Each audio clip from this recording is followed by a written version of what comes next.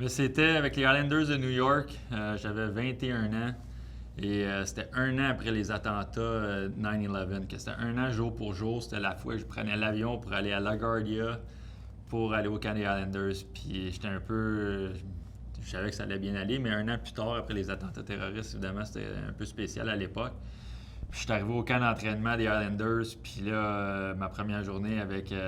Dans ce temps-là, il n'y a pas de camp des recrues, que c'était le main camp, 3 groupes. Puis dans mon groupe, il y avait Alexis Yashin, Di Pietro, le gardien de but qui venait de se faire repêcher au premier au total. Puis je me voyais tout de suite, je me rappelle avec Claude Lapointe qui était québécois, qui était là aussi. Puis je m'étais tout de suite rendu compte, wow, j'ai beaucoup de travail à faire. Je suis même pas proche d'être compétitionné avec ces joueurs-là. Je me rappelle après les tests physiques, j'avais mal dans les jambes, j'avais mal dans. Le lendemain, la première journée, j'étais tellement raqué, j'avais tellement mal après avoir fait les tests physiques. Je m'étais dit, oh, si je veux faire la Ligue nationale un jour, j'ai encore beaucoup, beaucoup de travail à faire. Puis évidemment, 3-4 jours plus tard, j'avais été coupé dans la première coupure, puis j'avais été à Bridgeport au camp de la Ligue américaine après là. Puis même là, je savais que je n'étais pas encore joueur de Ligue américaine.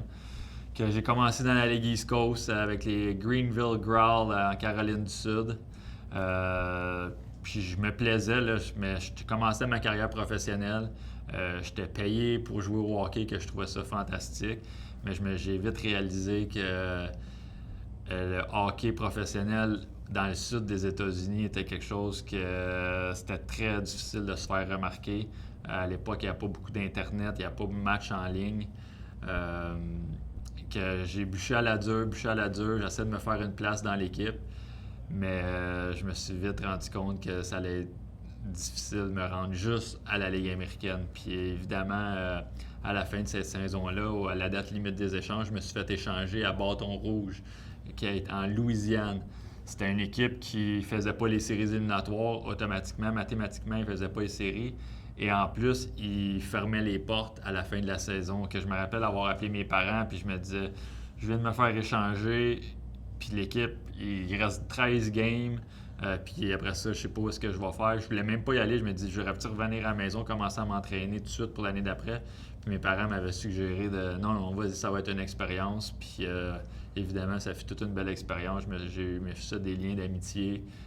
J'ai expérimenté le sud des États-Unis avec le Mardi Gras Party en Nouvelle-Orléans à 21 ans, que c'était quelque chose d'assez unique. Mais puis en plus, le coach que j'avais eu pour ces 13 parties-là, c'est lui après ça qui a parlé à Craig Eisinger du Moose du Manitoba pour m'amener au camp de la Ligue américaine l'année d'après. Puis ça a été comme un peu mon premier break pour entamer ma trajectoire vers la Ligue nationale.